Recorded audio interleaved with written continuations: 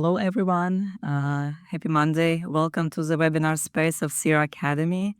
And it's warm welcome to you, our partners and colleagues who provide services to Ukrainian newcomers across the California.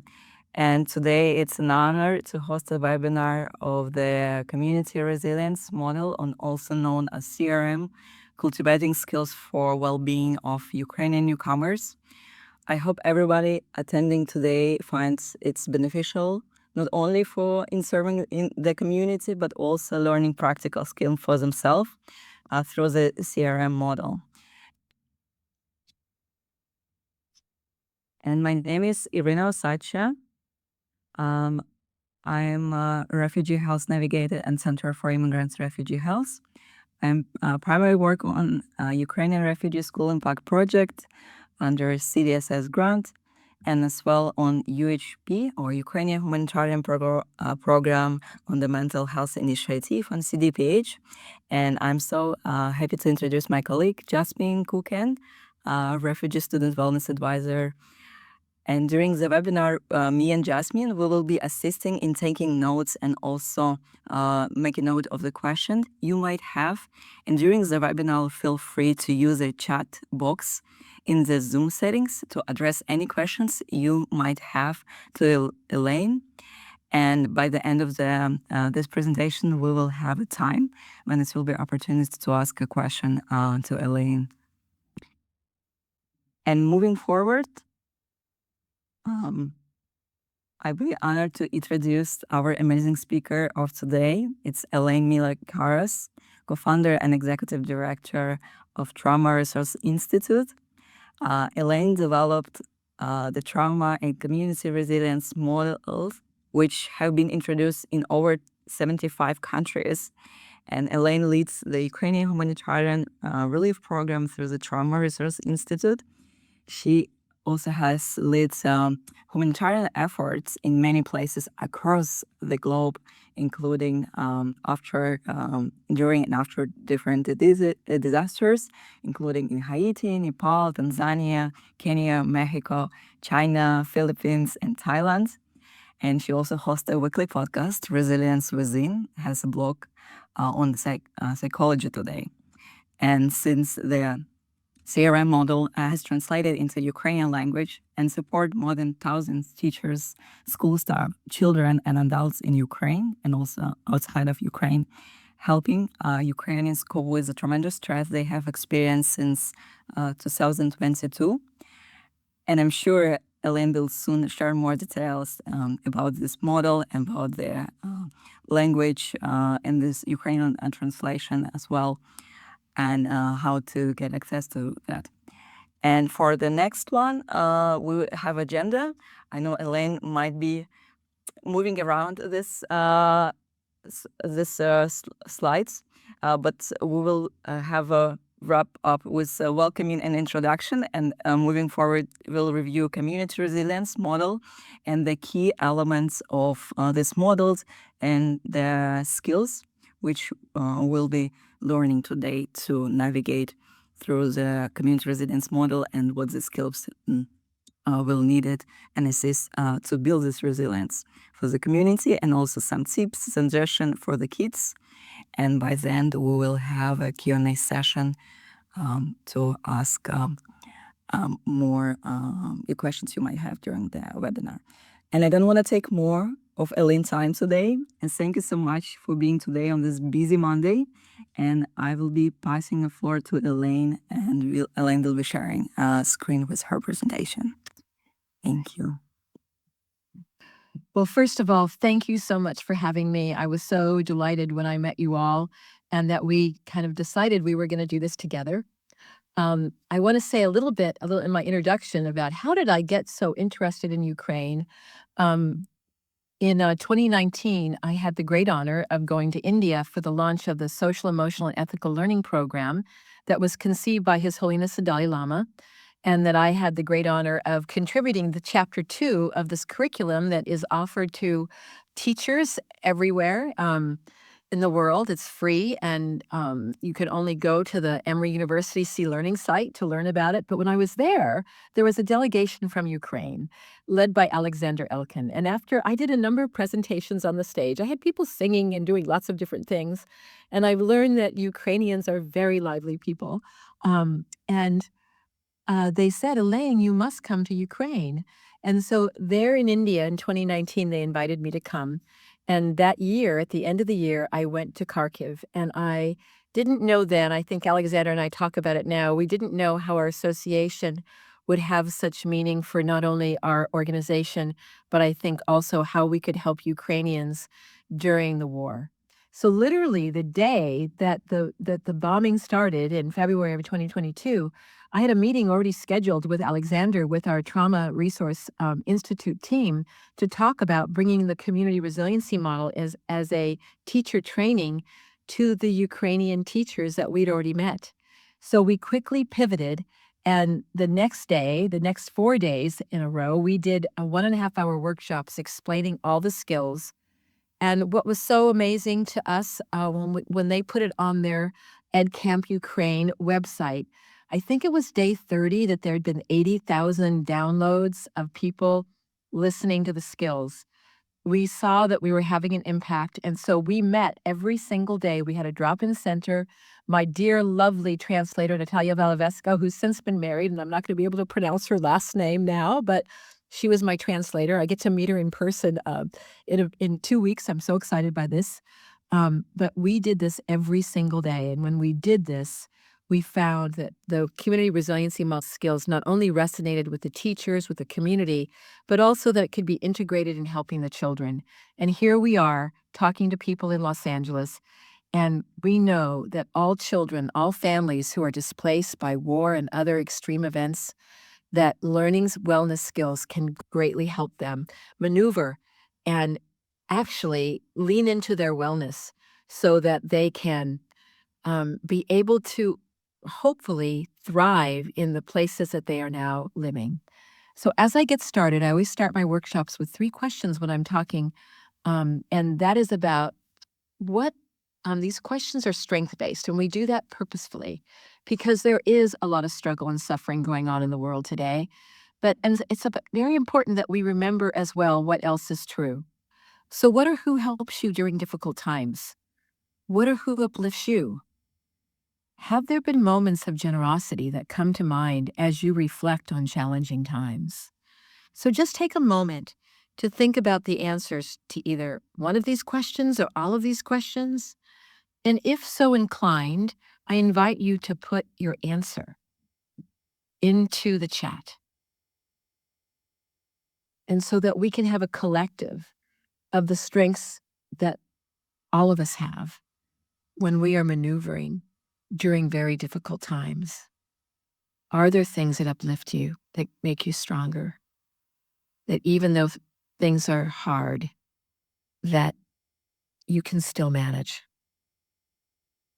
And I, of course, will put this in the chat because I find that many people in my family look at this. Many of us have put family. My garden, my dog, my pets and family. I want to say something. I've asked these questions all over the globe, and I've come to saying that there's 4 F's of people's responses: family, friends, faith, and fur babies. Now, the fur babies may not be a dog. When I talk to people in Rwanda, they talk about their cows. So it's really important that for this moment that you remember what else is true in your life. And even those of you who've put things in the chat, or if you're thinking about this, as you say this, like as I say this out loud, my family, I think often of my granddaughter who last night was playing the piano for me. And we have this electric piano where she can play songs in different genres depending on what setting she puts it on. And she was playing Here Comes the Sun, which was so lovely. And I'm thinking about it. I kind of get taller. I just took a deeper breath. I'm doing this with my hands because it does generate a sense of well-being. So I start with this because we'll talk more about why it's important to also cultivate our well-being and the well-being of others during difficult times. So, I'm going to be focusing this presentation of the community resiliency model. I'm going to call it CRIM from here on out. Talk about how we support children, which was what Irina and I first, when we first talked, how important that was. And so I've learned that there's 3 guiding principles, and I think most of you know, but I'm going to repeat them here. Foster an honest and open relationship with the child, which means not telling them untruths about what's happening. For example, I've worked a lot with refugees, and children may ask, well, how long do we have to stay here? When am I going back home? When am I going to see my friends? So it's important to know and to say to them, if you don't know, we're not certain yet. We're living during uncertain times. If I know if there is a time that we're going to go back, I will let you know. So it's important not to say, oh, maybe next summer, or say something that is not necessarily true, but to cultivate that kind of honesty in how that discourse is with your child. And also, of course, provide as much security and safety as possible. Sometimes that's difficult when things are so different and there's change. And sometimes, many times when people are refugees, they're changing residences many times during a short period of time. And we know that routine is important for children and their routine may be disrupted. But there's also something in the routine of being a constant parent and caregiver, because the caregivers and parents of children, of course, can help with their stability. And maybe their stability might be a stuffed animal that they dearly love. When I made this picture in Chat GPT, I purposely wanted the teddy bear there because sometimes the teddy bear is something that you can hold that gives you that stability when you're a young person. And finally, and I'm going to talk a lot about this, about how we as parents, caregivers, can be a role model to children. But what is the community resiliency model? And I'm going to say CRIM because it's shorter. It's a set of 6 wellness skills. And these 6 wellness skills, I'm going to be able to have enough time to share with you at least 3 today, maybe more, we'll see. They can be used across the lifespan. So that means even little teeny ones. Someone sent me a video of a 3-year-old sister teaching a 1.5-year-old brother one of the skills. It was the cutest thing ever. So there are ways that we learn to regulate our nervous system that are very simple to learn, that even a child can learn them.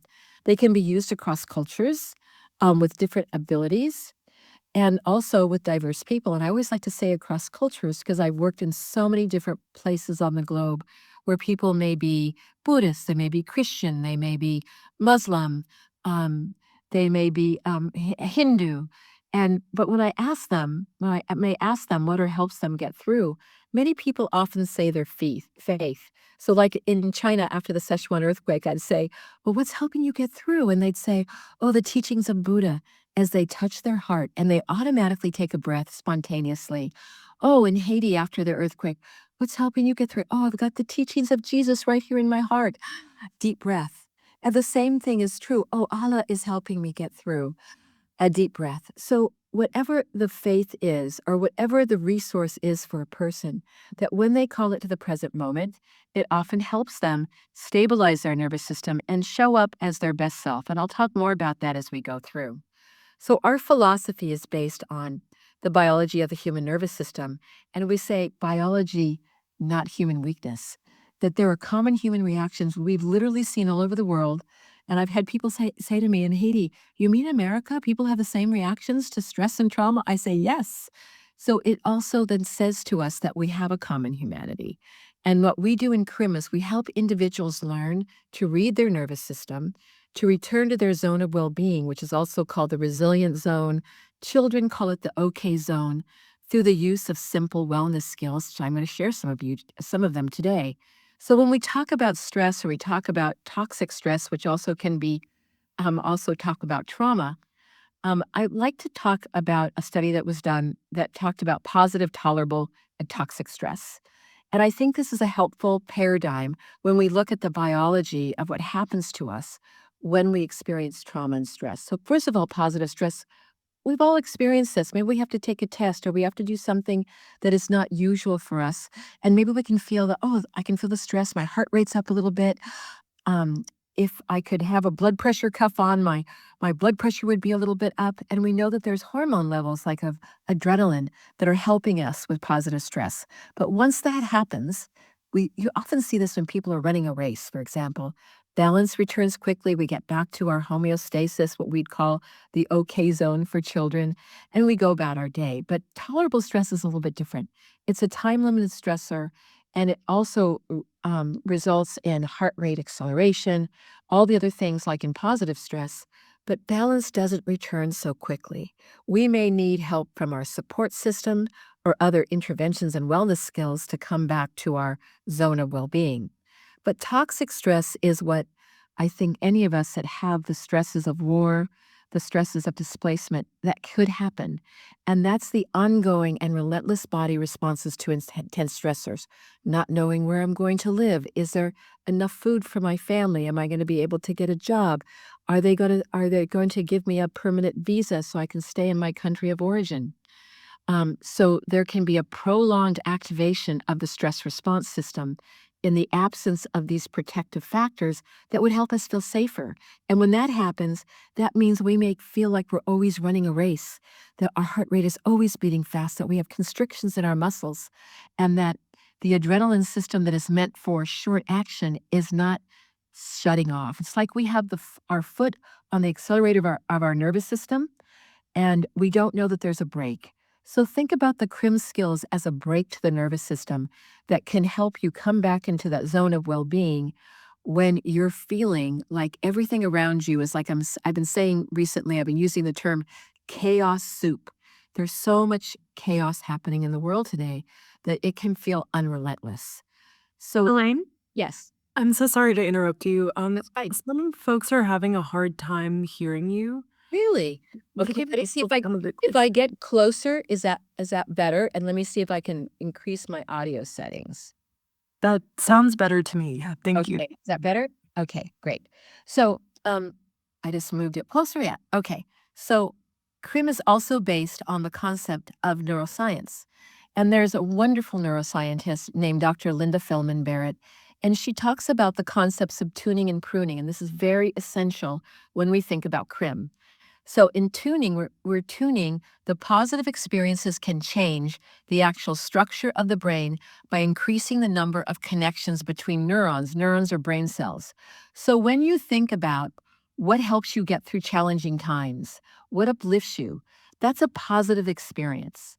So those positive experiences, the more you spend time watering those, paying attention to those, the more that they grow. It's like if in your garden, if you were to only pour water on the weeds would take over. But when you start watering the flowers and the vegetables in your garden, they'll be more robust and they will continue to thrive. So, and when we do that, the other concept is pruning. The neural connections that aren't used weaken and often disappear. It's the use it or lose it principle. So there still may be some of what I call the activation of the nervous system. But when you start cultivating your well-being, that expands and grows. And even if you've had a lot of hardship where you came from and where you are now, and if you're working with children and families, it's so important for you all to know that creating positive experiences for children and families when they come to a new country is part of what can nurture them and nourish them in creating these new positive experiences that can literally change their brain, because we know through Hebden's theory that was expanded by Carla Schatz from Harvard that brain cells that fire together wire together and they strengthen. So to strengthen those receptors, those pathways, we want to spend time using them. There's another wonderful researcher named Dr. Christina Bethel. She actually was raised partially in Los Angeles. And she's at Johns Hopkins right now, and she's studied what are some of the positive childhood experiences that can mitigate or reduce the adverse childhood experiences that many children experience when they're refugee kids, right?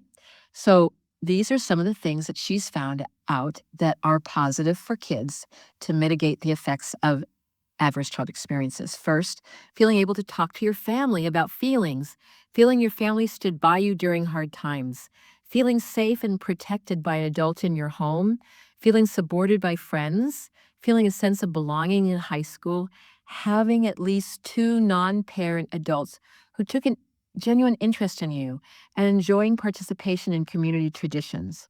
So that can be a very difficult part, right, when you change countries. But what are ways that you can continue to nurture some of the traditions you may have had in your countries of origin that you can do here that help nurture that? But I also want to say that many of you that work with children, you are those two non-parent adults who take a genuine interest in a child. So never underestimate your power to change a child's experience. Now, I want to talk a little bit about the brain. And I'm going to talk about it in a way to help you understand a little bit about perceived threat. So, when faced with a danger that is perceived as life threatening, the human body goes into an automatic survival response. So, there's a part of the brain that is in your limbic system in the center here that I'm circling that triggers the survival brain. That's your survival network, and it triggers it to make a response. And what's important about what I'm teaching you and sharing with you today is that when the survival brain the network is triggered, all the talking to it in the world doesn't make it stop. So, for example, if you're really distressed and you're in like this, oh my goodness, this is so stressful. And if someone says, stop being so stressed out, does that usually work? And the reason why I'm using that example, because that part of the brain, your survival network, does not respond to talking, but it's about keeping us alive because we're threatened in some way. And to know that threats to us can not only be physical threats, but they can be verbal threats, like when we're bullied. So the survival net responds to sensation. And this is why many of our skills help you sense changes in your body to reset your nervous system and bring your body and mind back into balance. Very important a part of what we do. So who can CRIM help? If you're working with schools, children, parents, caregivers, teachers, administrators, counselors, school nurses, school staff, I can go on and on. I have the cafeteria workers. The more people that know how to stay within their zone of well-being and the more that they model that to kids, the more that they expand. So we want parents and teachers, caregivers to role model the skills to the children around them. By learning the skills yourselves as adults, you can be more attuned to your own nervous system and be able to track what's not only happening in yours, but into another child's, and know when that child can come back into their zone of well-being. I was just talking to one of the staff members at the school I'm at here, and we talked about this very issue about she can track her nervous system now, and she sees when a child is bumped out of their zone of well-being, and then she can do something actively to help that child through sensory language come back into that zone of well-being. So to remember, also, of course, the things I've already said, children look for adults for reassurance and safety. And the more that you're in your zone of well-being, the more that feedback loop that comes to them can also help, just by association, help to stabilize their nervous system. All right. So I want to talk about what we talk about in our model as a paradigm shift and really share with you why we believe this is important. Because sometimes the assumption, like let's say when new people come to a new school and they've had a lot of trauma that they've come there, and maybe they do things that they're pushing the other children, or they're acting in a way that isn't according to the culture of the school. Sometimes conventional thinking, oh, that's just a bad kid. That kid needs to be punished. What's wrong with that kid? But with the wave that's happened in the United States over the last 20 years, there's something called trauma informed, which is an awareness. Oh my goodness, that kid must be suffering. And how can we learn how trauma impacts a child and maybe their parents, their development? They've had a lot of trauma, they bring that with them. But that awareness then is what happened to them. And when we know what happened to them, we then can say, well, how can we bring in a well-being, a resiliency focus? So the action from the CRIM perspective is that people are resilient. And what we mean by resilience is that they can cultivate their well-being. And if they learn very simple skills of well-being and how to cultivate them, that can reduce their suffering. So we ask questions about, what is right about that child? What is right about that family? What are their strengths? What bravery it takes to go from one country to a new country, maybe not speaking the language. I say that with some knowledge, as my mother came to this country from El Salvador, And when she came, she didn't speak English. And I think, gosh, what a brave soul she was at the age of 20 to come here. She came for different reasons, but I think there's a certain degree of bravery that comes to completely change everything that you've lived with, and oftentimes for increase in safety and well-being of the family. And so the reflection part has to do with trauma and resiliency informed, that people can change and grow, neuroplasticity, like I just mentioned, and that we can learn, each of us, to read our nervous systems to build resiliency in ourselves and others, and that people can learn that empathic listening to another's trauma leads to a balanced nervous system. And we've seen this all over the world, and we certainly hope that you'll embrace some of these ideas and concepts that I'm talking about. So, okay, let's get into some key concepts. Sometimes when I go to some places, the only thing I can talk about is this. So you're going to get a lot more than that. But this is a basic tenet, like creating a common language. So this is what we call, and I'm going to just use OK zone because we're talking about kids, and that we all have the capacity to be in our OK zone. And notice that it's not a flat line. There's a rhythm in your OK zone. And that rhythm is important because we're not always happy. We're not always sad. We're not always angry. And sometimes we can manage our anger, manage our sadness, and say, well, this is part of being. This is part of what life is about. And so here, this gives you another indication that here's the resilient zone. And yes, this child can be sad. As one child once said to one of our teachers, you can be okay sad and you can be okay mad and still be within your zone, because these are all the common feelings of human beings. So these are not bad feelings, they're just feelings, and that they can be in the zone, and we can still feel like we're driving our bus. And this is true for adults as well.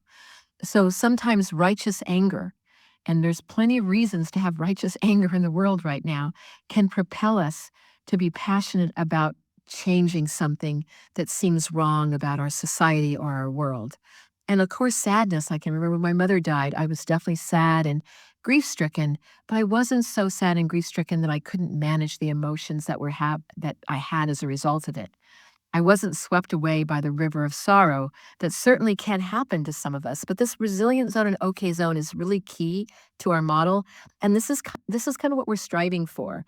And to know that this resilient zone also has varying widths. I can say that sometimes I have a very narrow resilient zone because of life events, and sometimes it's wide and ample. And when it's wide and ample, I can handle more things coming at me. But if it starts to get depleted, I feel like there's nothing left to give. So it's important to know that it's not a static state, that it has vibrancy in the way that it moves through us in our zone of well-being. And so, oh goodness, this doesn't look like the zone of well-being, does it? So here we have the zone of well-being, but we have this thunderbolt that comes in. And this thunderbolt, instead of this nice wave, it's like, oh my goodness, it's jagged. And so we can go into what's called the high zone. We can see this little person there. She's definitely lost her stack there. So there can be anger and panic and angry outbursts and pain. We see children and adults going. I'm going to talk a little bit more about what that looks like. But the high zone is also part of the human experience. Some of us in our lives have been in the high zone. I certainly have been. And most of us have been in the high zone at least one time in our life. It's problematic if we get stuck there. And we see some children and adults getting stuck there. But we also have on the other end of the spectrum, the low zone. And the low zone, we can feel sad and disconnected, isolated, really tired, numbness. We don't even want to get out of bed. And sometimes when a child is in the low zone, it almost seems like they're not present to be able to even learn the simple things that they're asked to learn in school. So it's really important, again, that we can get stuck in any of this in the high zone or the low zone. And part of the CRIM skills are designed to help us get out of a state that could get stuck, or if we find ourselves moving too frequently into the high or low zone. So this is what the high zone may look like in kids. Angry outbursts, panic, phobias, irritability, hyperactivity, frequent crying, nightmares, night terrors, regressive behaviors, increasing clinging behavior, pain.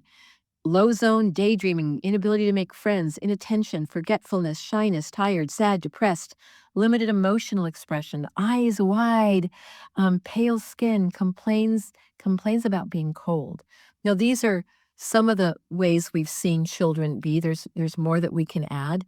Do all children experience all of these? No, they're stuck in either one. But it's really important that we not look at a child who may be acting in certain ways and looking at them in that conventional thinking way, because then we'll lose an opportunity of how we may be able to interact with that child in a way that gives them skills to be able to move out of the high zone and the low zone. Because when we have that sensory response, really that's coming from sometimes our survival brain, that the survival network, that we're not able to do that on our own by just thinking, I need to act differently. I need to not be sad. I need to not be angry all the time. If it was so easy, then we would have a much different world. But it is possible to sense ourselves in a different way that can change not only the way we experience ourselves, but also how we're experienced by people around us. So here we are talking to children about war and conflict, general considerations. Apply your resiliency mask first. So it's important for you as the adults in the child's life to be in that zone of well-being. If you're in your high zone or low zone, it's not going to cause that feedback loop that I talked about earlier. Are you in your resilient zone?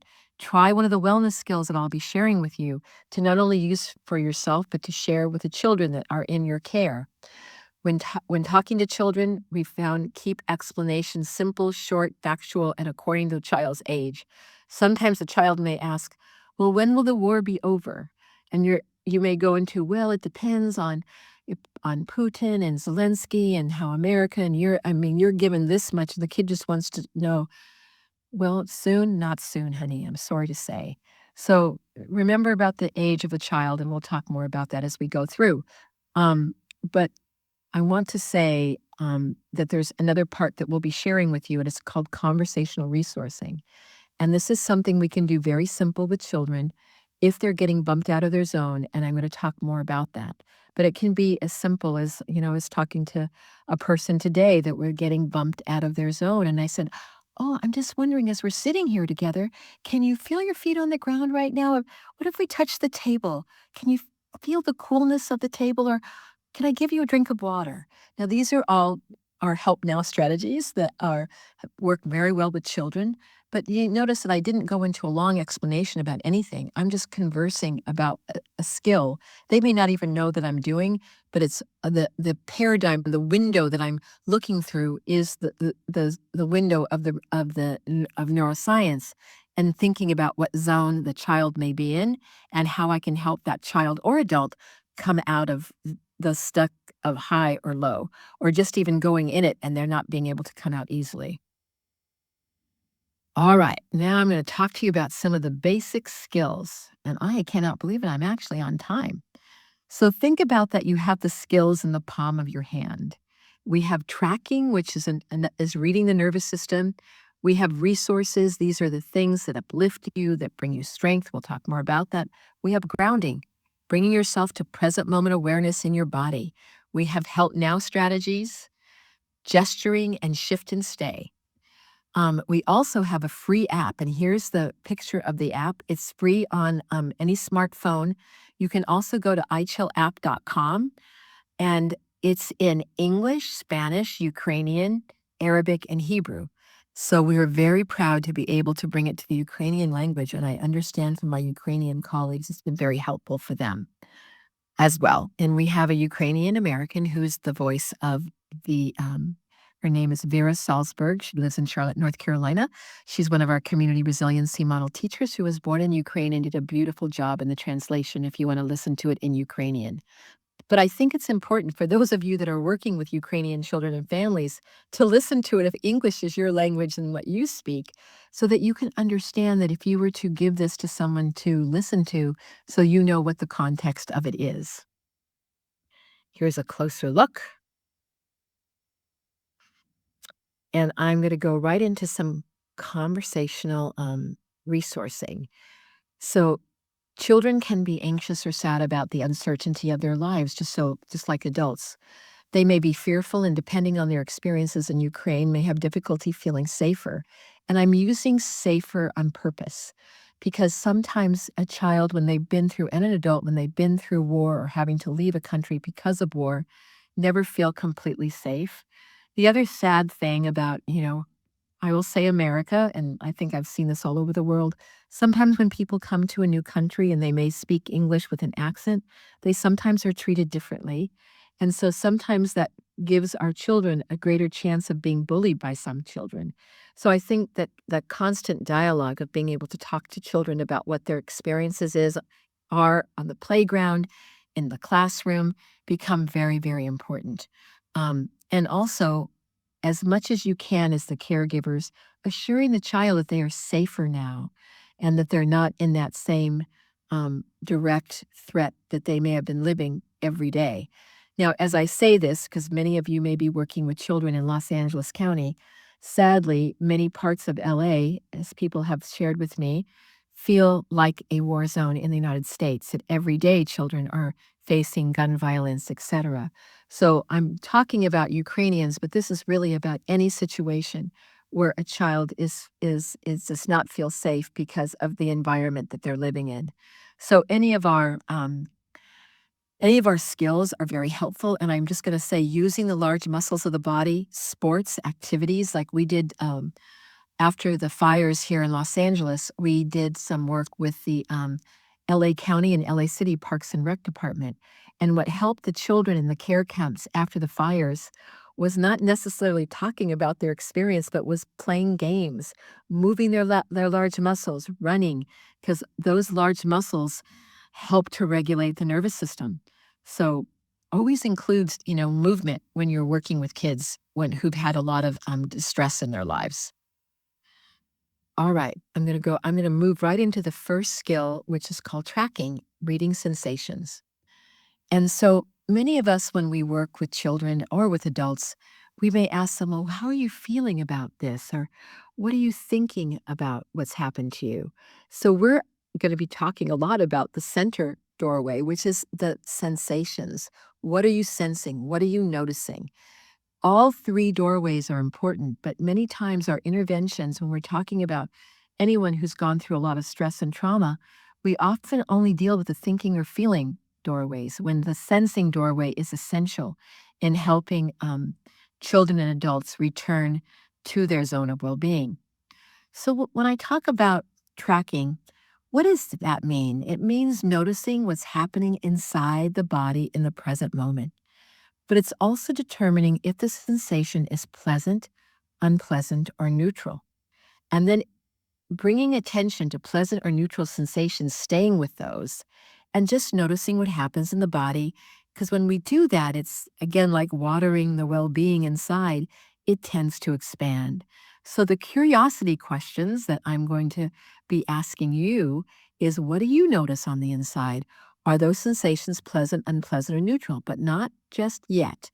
We're going to do an exercise with this in just a few moments. So, if you're sitting, I'm going to ask you, you may want to stand, but you can also do this exercise as you're seated in a chair. But I'm going to ask you, and you're going to be able to look at me and seeing me do this. I'm going to talk about our sympathetic and parasympathetic parts of our nervous system because tracking involves paying attention to the sensations connected to what happens inside when we're in the sympathetic response, which is preparing us for action, or a parasympathetic response prepares us for rest and digest, they say. So if you're sitting, if you want to stand, you can stand. I'm going to have you move as fast as you can in your chair. Come on, move. I can't see you, but if you can move fast. I'm going to do this for about 30 seconds. Come on, move with me. Move that arms and legs and move. Okay, can stop. So what's happening right now with your breathing? My breathing's a bit faster. I can feel my heart rate. I feel a little bit warmer even in that short period of time. Now, I can't see my pupils dilate, but my blood pressure must be up. I didn't do it long enough to sweat, but the stress hormones are released for that action. And when that happens, our digestion and saliva slows down. So helping to understand, oh, my heart rate's beating fast when I get into the high zone. Maybe I can do something. Oh, I'll think about something that uplifts me. Oh, I take a deep breath because then I go into my parasympathetic and my breathing rate slows down. I can actually feel it right now in myself. I just took a deeper breath. I can feel my I can feel my body just relax, my heart rate slowing down, and now I can't really notice it at this moment, but my digestion is increasing, but I can sense the saliva in my mouth. That my mouth felt a little dry when I did the other. Why is this important? When we have stress and trauma, it's about the sympathetic and parasympathetic working together to serve our nervous system, but also sometimes it takes us into sympathetic hyperarousal, high zone, or it takes us into parasympathetic, which is called, it's a fancy term for it, it's called the dorsal dive, but it's actually when we feel completely disconnected. There's a good part of this parasympathetic, and there's a part that actually can lead to more fatigue in the body. But if we can go into the wellness part of the parasympathetic, it helps our body relax and be in a zone of well-being. So noticing a deeper breath when it is about our well-being becomes an important thing to do for all of us.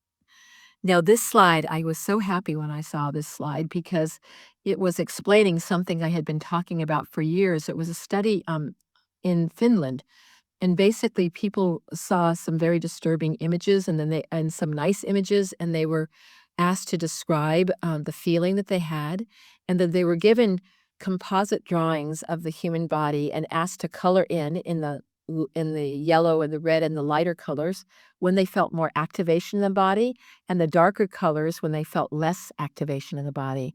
Now, notice anger. And if you notice the hands of anger, oftentimes what do people do when they're angry? They strike out. There's so much energy in the body. But also notice what happens in love. You see in the middle part of the body, there's a lot of activation. But if I ask the person, is that sensation pleasant, unpleasant, or neutral? They'd probably say pleasant. But notice what happens with, for example, envy or depression. There's not as much activation in the nervous system, which of course then is impacting the way the person is walking through the world. So think about when I talk about tracking the nervous system, that we're really helping you understand sensations. And a sensation is a physical experience in the body. We have billions of receptors right now. As you're sitting there, your body's talking to you. If it's too hot or too cold, you would know it. If it was too cold, you put a sweater on, right? So life experiences, and this is another part, what we think, what we feel, have corresponding sensations in the body. So if I say, I talk a lot about my granddaughter, is that I love my granddaughter named Madison. She just gives me so much joy when I'm talking to her. I just took a deeper breath and I just felt a warmth in my heart. Look, I put my hand to my heart. And so those are thoughts that are also connected to the well-being that it lives inside of me. And we all have that capacity to be able to start to pay attention to that. So I'm going to talk a little bit about brain science, just a little bit. So the fancy word for tracking the nervous system, we talked about interoceptive awareness, and that's our ability to pay attention to the sensations in our body and how we think, feel, and move. And what's important about this is that people who have that body awareness, they have found can not only reduce their impulsivity, but it can promote emotion regulation and clear thinking. And the research that's been done on CRIM is showing that is happening exactly. So when we talk about what's going on inside the brain, the insula is the part of the brain that helps body and mind communicate to one another.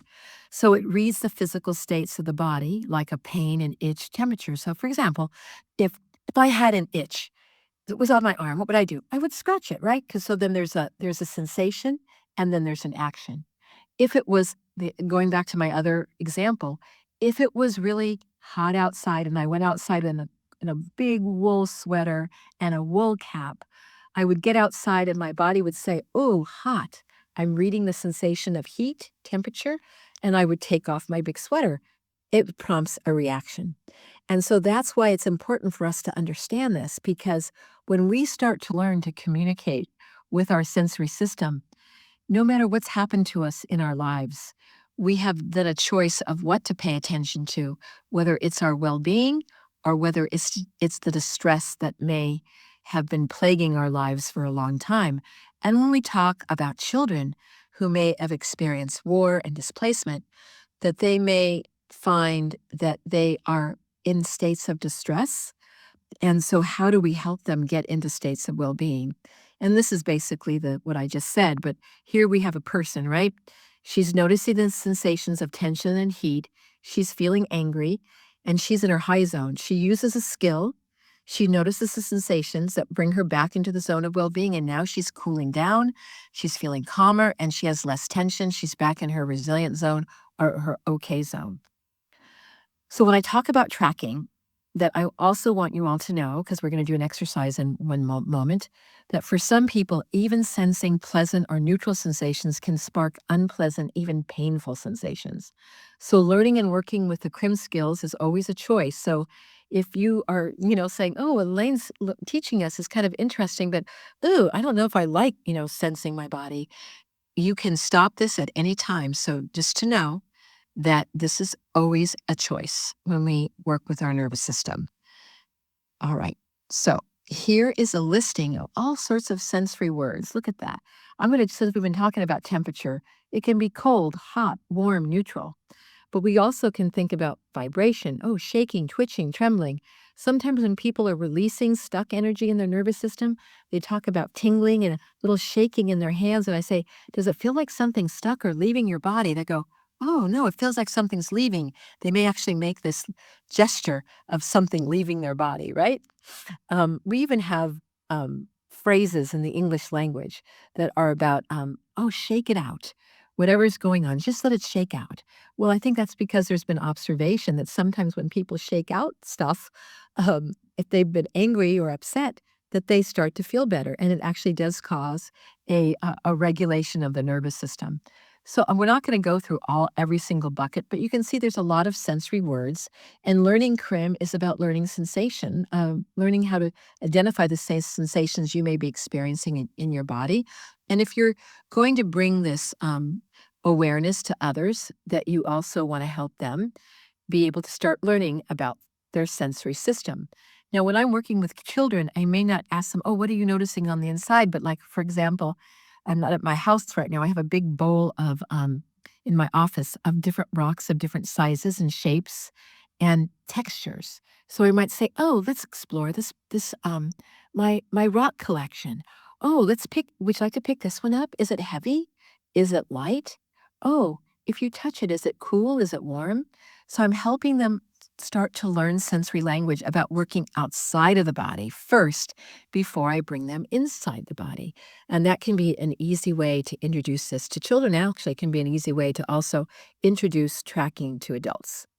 So now I'm going to do a very simple sensory exercise with all of you. I'm going to ask you to put your hands together, your palms together facing, and to slowly start rubbing your hands together and increase the speed up until it's comfortable, but faster, faster, faster.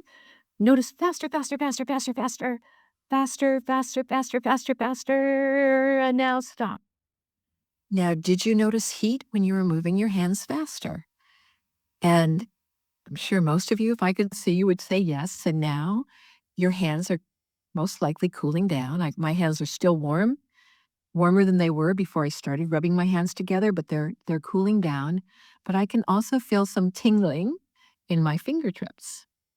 So that tingling can also be my nervous system releasing after doing something that was a bit hotter for my nervous system. So one of the things that we're trying to do too is when we do something like a sensory exercise, when we pay attention to those sensations, one of the best ways to learn about this is, I'm going to just stop for a second before I continue. Now, within the framework of the slides that I have for you that Irina is going to be sending to you in about a week or so, I put purposely some exercises that you could do with kids or just even with your family. And so I put in the exercise of a sensation walk where you just simply go around and your space, whether it's inside or outside, and you touch things and you notice sensations, kind of like what I did with the rocks. So that's one of the things you can do. But this is also a little composite drawing. So as you're teaching children how to notice what's happening on the inside, the P is pleasant, neutral, unpleasant. You can actually have the child draw with a pen or a crayon if they're talking about, let's say, their favorite story Well, as you're talking about your favorite character and your favorite story, what do you notice happening on the inside? They go, oh, I can feel bubbles in my tummy. And is that pleasant? Oh, it's pleasant. Well, so you can have them put a P for pleasant, or just even mark something like an emoji on the body map. And this is one of the ways that you can start helping children learn that there's many things happening inside of their body, not that are pleasant or neutral, and start to cultivate their sensory vocabulary, but also that they can start experiencing the sensations in their body that are pleasant so they can continue to water those. So, the very best way I have found to first teach about sensation, when I'm not able to do, for example, a sensory walk, is resourcing. And what are resources? Resources can be something or someone, real or imagined. Resources can be internal and external. It can be a supportive person, a place, an idea, favorite sport, an animal, one's family, a game, faith, a movie, a singer, a TV show, music, a prayer, remembering an act of generosity or kindness. So obviously, many things. But when the resource and its details are brought into conscious awareness with intention, it can result in that embodied sense of well-being that, according to the neuroscientists, are saying, interoceptive awareness. Oh, positive, when we're tuning those positive experiences, that can help us come back into that zone of well-being where we can feel like our true self in both mind, body, and spirit. So when we talk about, like, if I was to say one of the things that, let's see, there's many things that I love, but I love chocolate chip cookies. So if I was to describe to you my favorite chocolate chip cookie, I'd say, oh, it's warm from the oven. When I taste it, it's like the chocolate is melting in my mouth. Oh, I can smell the smell of the cookie and the smell of the chocolate. Oh, and I'm now taking a bite. Oh, I can feel that just blast of good cookie. So you can see that I'm really expanding. I'm also touching, I'm tasting, I'm smelling. The cookie doesn't make a sound. It's quiet, but maybe it could crunch depending on what the cookie was made of. But the more that we expand the resources, it's like you had a blank canvas, then you were painting a picture, and you're putting all the details and all the colors of whatever your resource might be. All right. So now, this is an important exercise that we're going to do right now together. And we're going to do this for a few minutes. So, what I'm going to invite you to do is to take a moment to think about something that gives you a sense of calm, joy, peace, or comfort. It could be a memory, a person, a place, an animal. It can be your faith, an activity, something about yourself that gives you strength or peace. But pick just one and take some time. Maybe you have something to write on. Maybe you have crayons, you can draw it. Describe 3 things about it. Is it a comforting sound or smell? We call this resource intensification. So take some time to think about it. Really paint in that picture.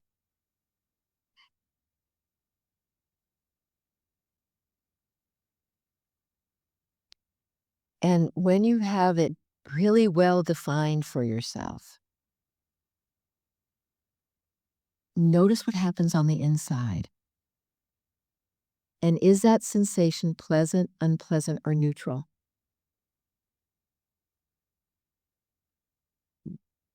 Are you noticing changes in your breathing, heart rate, or muscle tension?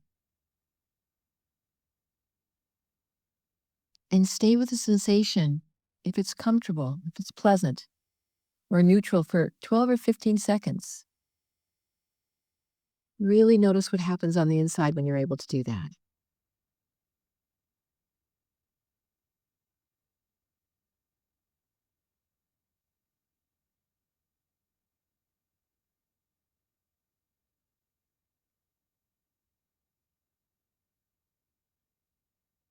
So I noticed when I was thinking about mine, and I gave myself that full 15 seconds, I also yawned. Yawning is a release of the autonomic nervous system. So I'm using a lot of energy, right? I'm giving sharing information with you all. So my nervous system relaxed a bit and I yawned. And I'm going to yawn again. So some of you may yawn with me because yawning is also contagious for mammals. You also may notice tingling, you may notice some vibration, and those are all releases of the autonomic nervous system. Good things for us. So that's tracking and resourcing. And again, you can do that anytime or any place that you'd like to. And I know I was talking to a gentleman a few years ago, and he was sharing with me what a difference learning this was for him. And he said how he had walked into a store and he got a discount because he was a veteran. But this day there was a new person working in the counter and they didn't know about his resource. I mean, that he got the discount, and he could feel himself getting really heated and angry. And he said, it used to be that I would get so angry that sometimes I was escorted out of stores by security guards. But he goes, this time now that I've learned these skills, I thought about my grandbabies, and they're such a resource for me. And he said, and I could feel that parasympathetic breath. It was very cute the way he said it, that parasympathetic breath. And I could feel my nervous system come back into balance again. And I looked at the teller and I said, can I speak to the manager? And the manager came over, told the young lady that that she was incorrect. And not only did this change for him, he got his discount, but this particular store decided to give a discount to veterans every day of the week after that experience. So he felt very empowered that something had happened from him learning to read his nervous system and have a different behavior by not only reading the nervous system and bringing in, calling up the resource and sensing his body come back into balance. I want you all to know this is possible for all of us.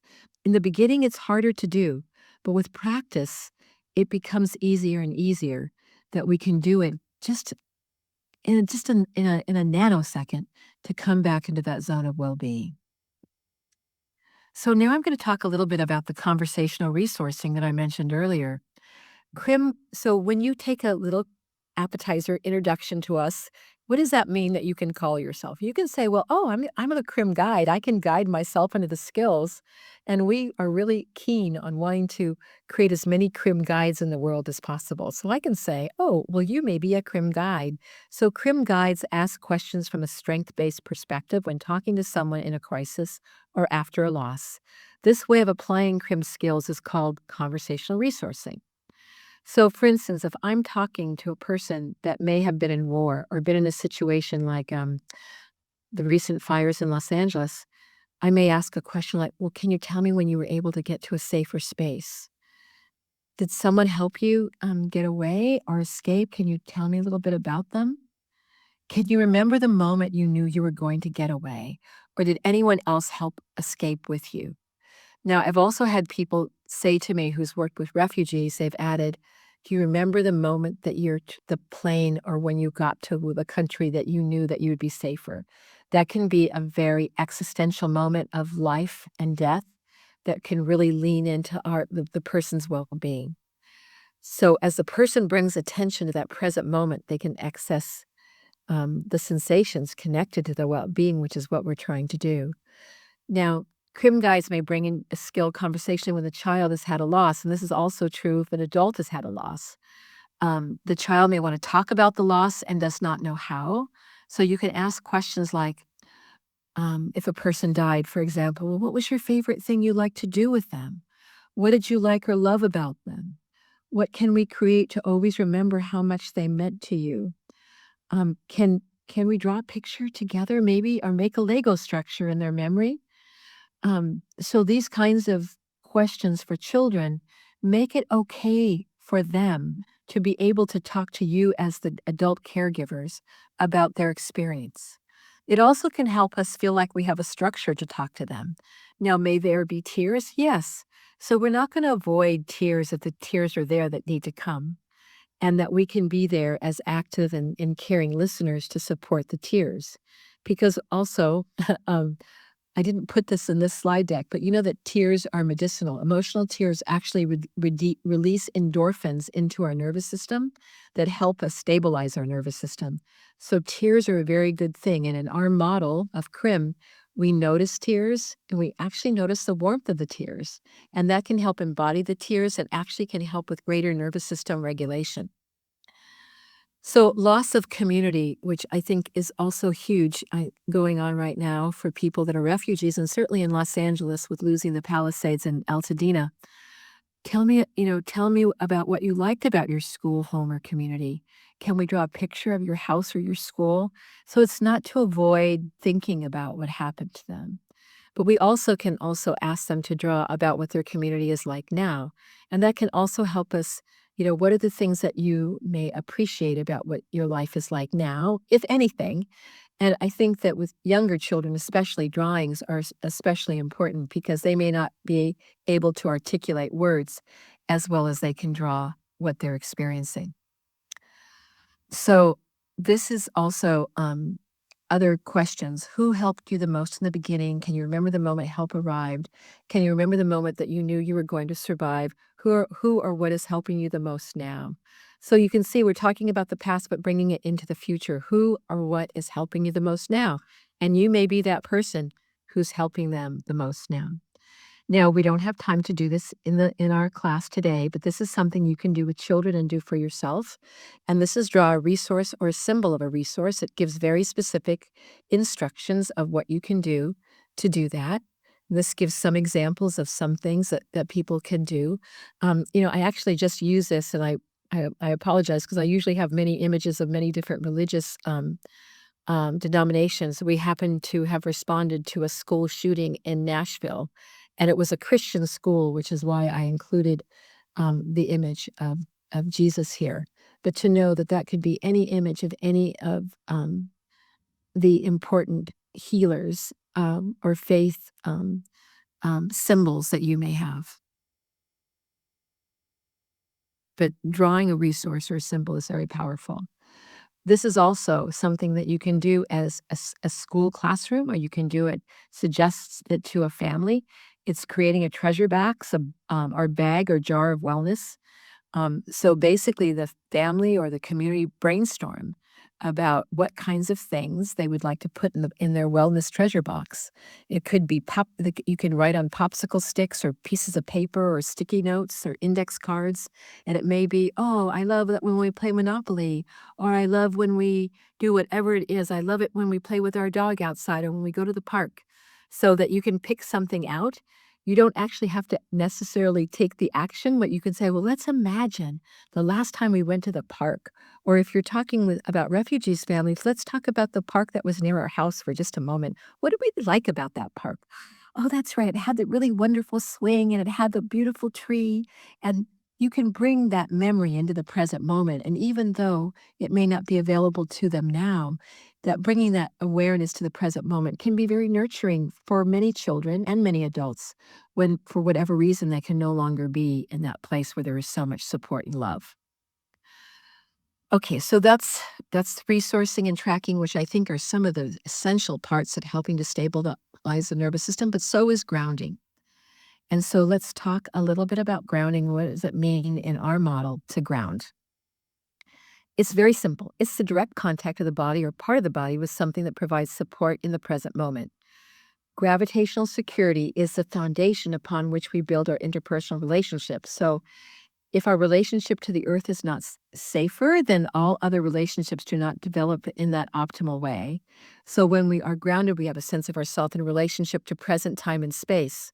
We are not worried about the past and the future. Now, what's very important about children that may have been in war and other types of things, some children feel like their world is spinning and that they may be sitting in a chair, but they have a sense of not being almost sometimes floating and spinning. So having that sense of gravitational security is essential. Sometimes they can't do it and also you have to take a look, and I'm going to go to the next slide. I think I have it. Well, first of all, you can ground in many different positions. It doesn't mean sitting in a chair. You can ground as you walk and pay attention to how your steps are making contact with the ground. I actually ground a lot with my right hand. I'm often sitting on Zoom rooms, but so it doesn't have to be your whole body that brings your awareness to the present moment. I did a lot of work in the Philippines after the Typhoon Hunan, and they said, Elaine, we ground in the water. We can feel ourselves being supported by the water. They live on an island, right? So, and also standing against a wall. Sometimes when we've been in very threatening situations where there's been people coming through doorways, being able to see exits becomes very important. So standing against the walls is like for some of the law enforcement people I work with, it's the only way they can feel safer. But this is the important thing I was starting to talk about too soon, and that is chairs are often not made for children or adults of shorter stature. So place books or backpack or something under the feet so they can experience their feet making contact to the ground. So pay attention to that. Sometimes kids just like to be on the floor sitting crosswise with their is another way to ground. But also sometimes they also need something that's a little heavier on their lap. I really encourage you, if you can, invest in some of those weighted stuffed animals that they can hold and put on their lap because the weight helps them feel that themselves in the present moment. And when that happens, it's almost like a swoosh. They can feel themselves be back into their zone of well-being where they can feel their prefrontal cortex being online and being more present. Sometimes I've even seen where all of a sudden they can feel the room becoming brighter because they're no longer feeling that they're spinning or that they're floating, which definitely can happen when there's been so much change in their lives. So I always like to say the little warning about grounding when a person has a lot of physical pain, that sometimes bringing the attention unemotional pain to their body can be too much. So there's some folks that I've worked with, and I can think of some veterans of wars that I've worked with that they have so much pain in their body. It's too difficult to ground. And so for them, resourcing works better because they have an image of something that's already been something that's provided support and nurturance to them. So I'm going to take us through a grounding exercise now. So I'm going to invite you to get in the comfortable position. I can't see you, so you can sit or stand. You can lay down on the floor. You can get into whatever position you can. And you can keep your eyes open or closed, whichever is the most comfortable. And I'm going to invite you now to notice how your body's making contact with a surface, whether it's the chair, the floor, whether it's the wall.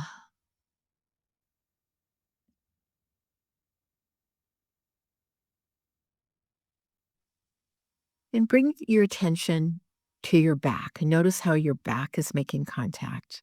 If it is, to a surface. And noticing the positioning of your arms and your hands, noticing the positioning of your hands and your arms.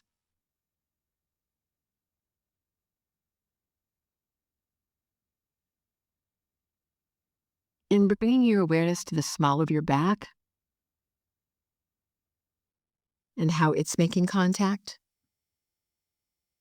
And then noticing your seat, noticing how your seat is making contact to whatever surface you're on. And moving into your legs, noticing your legs and your knees, moving into your calves. And if you're positioning your feet, making contact with the ground, noticing how your feet are making contact.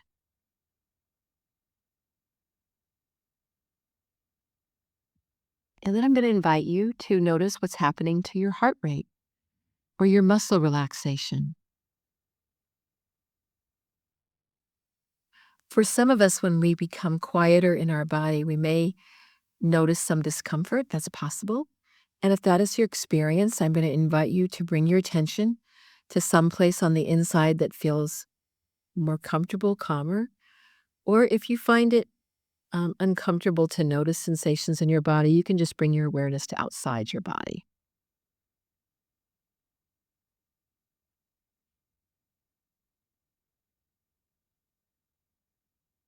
So again, I'm going to invite you to notice sensations that are more pleasant or neutral, and just spend a few moments noticing your body with intention in present moment awareness.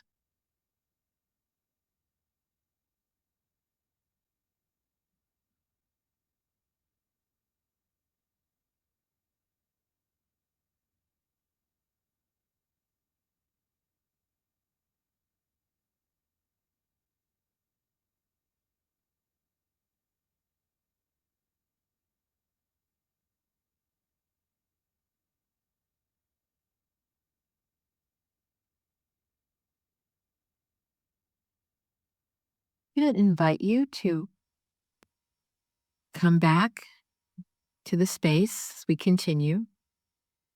And I'm going to invite you, if you'd like to, and also you can also again back up a little bit if you want to put one of your resources in the chat or put what you notice in your body right now as you did the grounding exercise.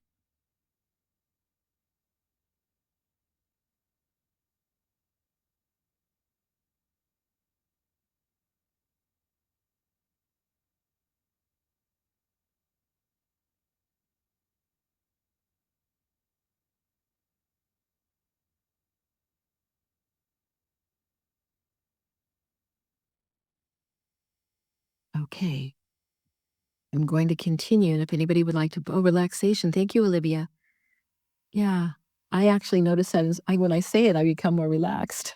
Calmness. Yeah. I don't know if any of you notice, I start yawning. I have the most amazing, release sensation. Yawning is my go-to. People that work with Try often tease me about my yawning. But I want, to know too, for those of you, for everyone, it's not the most pleasant or calming, but to know that there's other skills as well, which is why we have 6 altogether. Now, I'm going to also introduce to you Help Now, because Help Now is a skill. It's our 5th skill, but this is the last one I'll be able to have time to share with you. But one of the things that this Help Now is really helpful for kids. And I think because the model has been used, all over the world by the C Learning program, when the teachers will send me messages going, oh, the Help Now strategies help my children so much and help me. So when a person becomes really stuck in their high zone or low zone, Help Now to reset now can be helpful. You can use it quickly, brings the nervous system right back into balance. And the more you practice the strategies, the more helpful they can be. Now you can see here that I have 9 little boxes. Well, I'm actually sitting in a room, in the counselor's room of the school that I'm at right now, and on the wall, we brought with us when we came in person, our Help Now poster that you can get through our website, and it's on the wall of the counselor's office. So obviously, I guess he's found it. He's not here today. He found it to be very helpful, but some of these I imagine you've already done with children because they're common sense. We put it in a recipe to remind us that we can do this at any time with children. Drinking a glass of water, listening to sounds that the child can't hear, notice vibrations, counting, going for a walk, naming 6 colors, noticing the temperature in the room, touching something. I went for a walk with one of the teachers here today, and we were, it's been a hard thing being a teacher in LA with everything that's been going on. And we came to a tree and I said, oh my goodness, look at that tree. I said, would you mind if we stopped? Because I really want to touch that tree. She goes, oh, I love trees too. So we were touching this tree that had the most amazing bark. And we both said, it was funny. She said, oh, I feel more grounded. I said, so do I. And so I wanted to share that with you because I think it's also how we can engage with someone else, with a kid or with an adult, about helping them get when we can be in person with folks, not on Zoom, that can really be nurturing. Pushing hands or back against the wall, noticing surroundings. I'm going to tell you, let's see what my time's like. I'm going to tell you one quick story and then we're going to pause. But is that I was in India and the children that I interviewed on the stage, I was in charge of asking them what they liked best about C Learning. And so one of the little boys said, I like chapter 2, which is, of course, my section. I was very happy about that, but he didn't have to say that. And I said, well, what did you like about chapter 2? He said, well, I like the Help Now strategies. And so he proceeded to say that that when he gets very sad, he can feel heaviness in his arms. So he learned to track his body. He said, so the teachers, and I didn't know this is in Dharamsala, India, there's a school there called the Tonglen School, and they have actually painted murals in the school of the Help Now strategies. And so they encourage the children, if they need to regulate, to go and do one of them. So he goes, I go to the one where I can push my hands against the wall. This is what he said to the whole group. There are like 1,000 people in the room. And he said, oh, and then he said, I can feel the sadness starting to leave my arms, going up through my hands and into the air. And then he said, and then my sadness leaves enough so I can go back in and study. that to me was one of the most beautiful things anyone's ever said to me about learning the skills. The sadness could leave enough. How organic is that? I later learned that he had lost one parent that had died, and the other parent was a drug addict. And that so he had had lots of loss in his life. And so the sadness wasn't going to completely go away, which to me is what happens when we lose people that are important. We have that little grain of loss or grief that may be always with us. But yet that sadness can leave enough so that we can live our life. So I end this like help now strategy talking about that. And then when you get the slide series, this is how to talk about them in a conversational way. But I want to leave the rest of the time for questions. And so as we've spoken about it, you can ask questions in the chat. All right. We do have a question from Olivia that says, how do I bring these models of grounding or resourcing at the moment of angriness? Another word, in the moment of elevated emotions, how do I bring the attention to what I am about to do? So the child, let me see, I'm going to read it too. Okay. So first of all, the moment of anger, which would be high zone. So we talk about, oh my goodness, you're in your high zone right now. You know what? This sometimes helps me. You want to do it with me? Let's push against the wall together and see if this helps. So that could be one thing. The help now, I think strategies I probably would use first before I would use resourcing. And the reason for that, because if the anger is big, resourcing requires a lot of, our cognitive functioning to be able to call up the resource. And unless it's been practiced a lot, the help now strategies to reset now work quicker. And actually, grounding, walking, right? When I talked, walking can be so I go, let's walk together. Come on, and let's pay attention. And sometimes I'll even make my walking a little bit more accentuated, almost like I'm marching.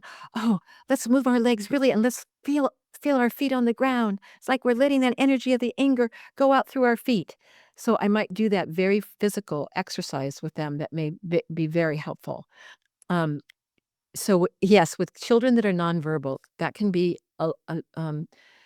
if they can, are they nonverbal because they're babies? Or are they nonverbal because they are not talking since the trauma that they've had? That would be my question. Am I getting an answer to that? It says not talking because of disability. A disability. Okay, so because they have a disability and they can't speak doesn't mean that they can't sense. So I would really work with different kinds of sensory objects to see can they relate to you whether something is pleasant or unpleasant. Do they have ways of communicating if they can't speak?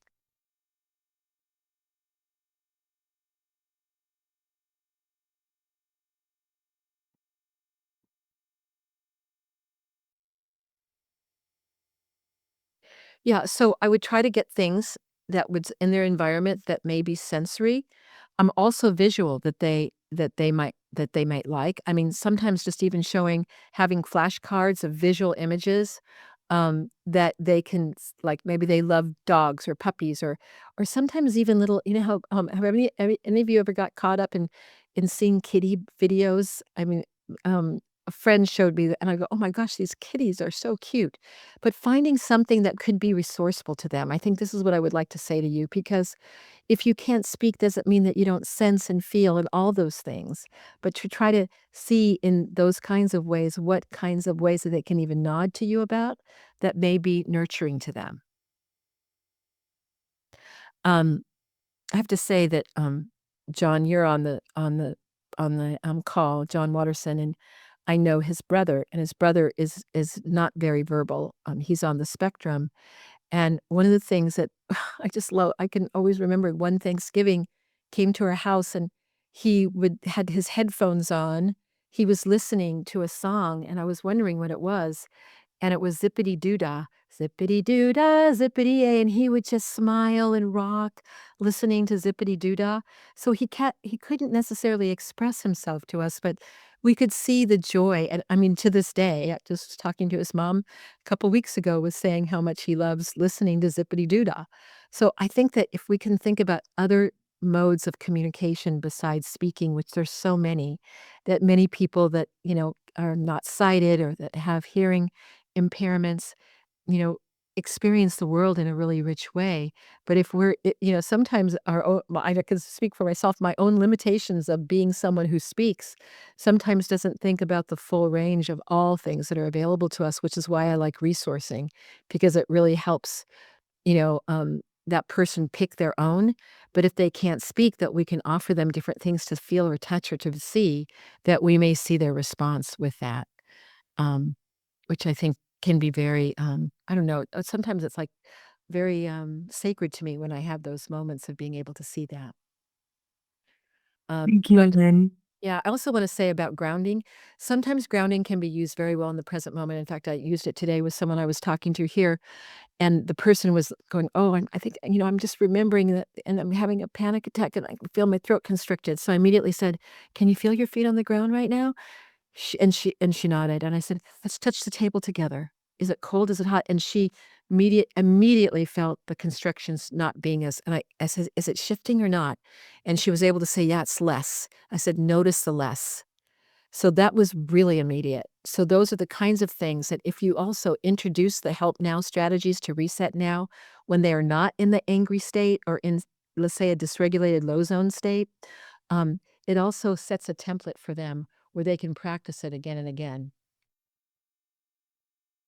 Thank you so much. We have another question. Do But you have any well, and then before I do that, I want to respond to Maria. Maria, the strategy of having them close their eyes, I'm going to suggest something to you a little differently.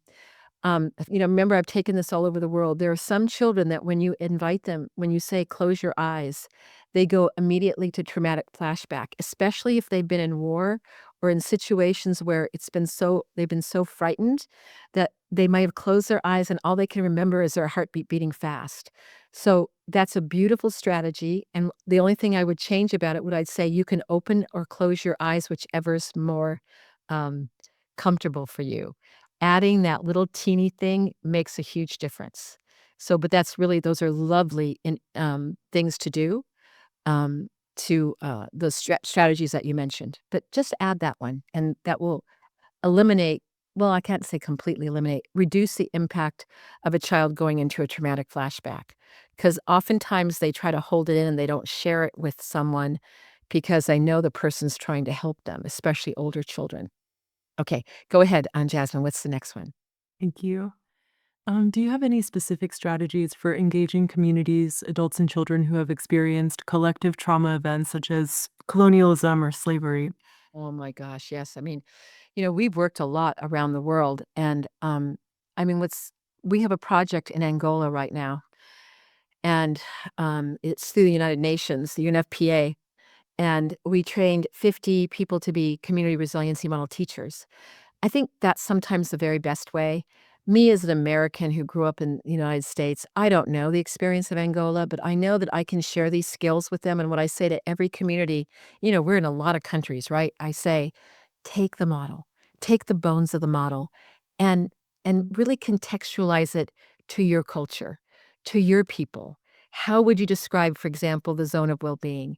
And I've seen people have lively conversations. Remember one in Nepal where they were just like, speak. I didn't know what they were saying, and then they decided on what they were going to call this zone of well-being because they have a zone of well-being in Nepal, but it was what they were going to call it. But and now Nepal has never been colonized, and I'm talking about a country which is every place around them was colonized. But when you've been colonized and the very ingredients and lumber of your culture has been stripped from you, the ability to put in the elements that are so important and have been kept alive are essential, and that's what I've seen people do with our community resiliency model all over the world. People don't call it the community resiliency model sometimes, or completely, translated into the way that it would be translated in. I know, Sam Habimana, who's from Rwanda, who has taken our model there, working with perpetrators and survivors of the genocide. But people know what it is because that word in their culture, and that it's not the colonized culture of French, it's in Kinyarwanda, which is the language that people spoke before colonization. So that becomes important. But your question is so important because that's what makes it possible to take skills of well-being to the world, because we all have a nervous system. whether we live in the United States, in Ukraine, in Angola, or any country that's been enslaved or colonized. We have a project in Haiti, for example, started in 2010. We meet with them every month since then to give them extra support because Haiti is going through a very difficult time right now. And oh, Arita, we're out of time, aren't we? We have 3 minutes left. Oh my goodness. Yeah. Yes. Thank you so much, Elaine. I know I wish we have some additional time, but since we have our last closing time, I'm going to share screen just for a second for exit survey. And I wanted to say again, thank you so much for taking the time and share the best strategy for their community. And I personally learned a lot from today's session, and it's important to navigate through the emotions and how to deal with trauma, and actually it's applicable for any type of populations, not only for Ukrainians. Thank you so much for your time, and we'll be sharing a recording, a slide presentation, and also contact information in follow-up emails. And again, thank you so much for your time for this wonderful presentation. Have a great rest of your day. Bye bye.